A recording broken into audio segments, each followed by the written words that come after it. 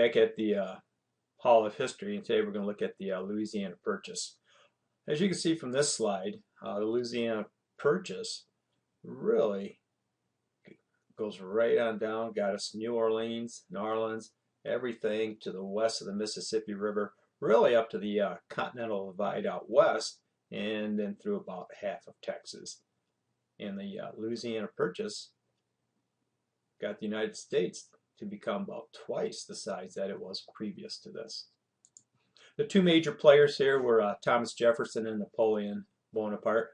Napoleon, the so-called Emperor of France, had to get rid of this land in the United States because he had an impending war with Great Britain. The British and the French are always fighting. It seems like they've been fighting for centuries. And Napoleon knew he needed some money to finance the war, and also it's pretty tough to fight to try to keep control of a land that's across an ocean. Thomas Jefferson, for his part, originally just wanted to purchase just the port of New Orleans as a gateway to the Mississippi, but he couldn't pass up the opportunity to purchase all this land.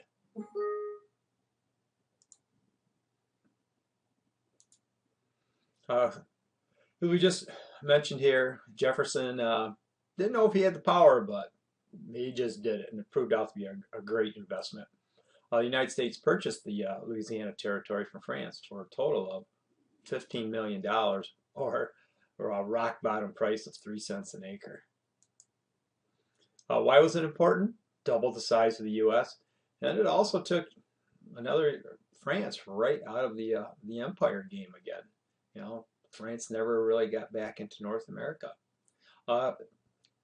Economically, it acquired the port city of New Orleans, and now the United States controlled the entire stretch of the Mississippi River. If you've ever been down New Orleans, you talk about the French Quarter. It's a very French-influenced city down there. Well, once we purchased the land, Jefferson wanted to explore it and see what was out there. And Jefferson nominated or asked Meriwether Lewis and William Clark to lead the expedition. When they did this, Jefferson was a man of science. He also liked maps and architecture. And as they went out across this new territory, they were to carry out scientific studies along the way and document the native cultures that they encountered. They made maps. They inventoried the animals and the flowers and the trees as they went there, and it was a very scientific expedition that they went on. The overall trip took 2 years and 4 months. I don't know why it keeps popping up, but it does.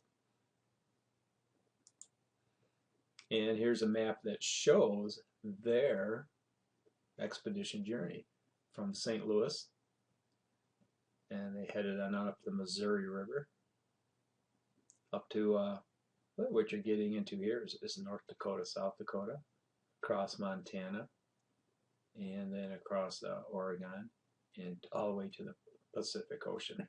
One interesting thing, notice on this map, we purchased all this from France, but much of this was still held by the Spanish here.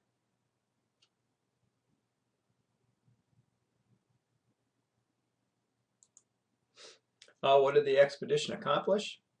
Brought back valuable information, and it showed that transcontinental travel was possible.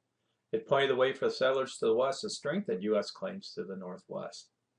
And also really contributed a lot to Thomas Jefferson's first term in office. And that's about what we have for today, and we will see you next time.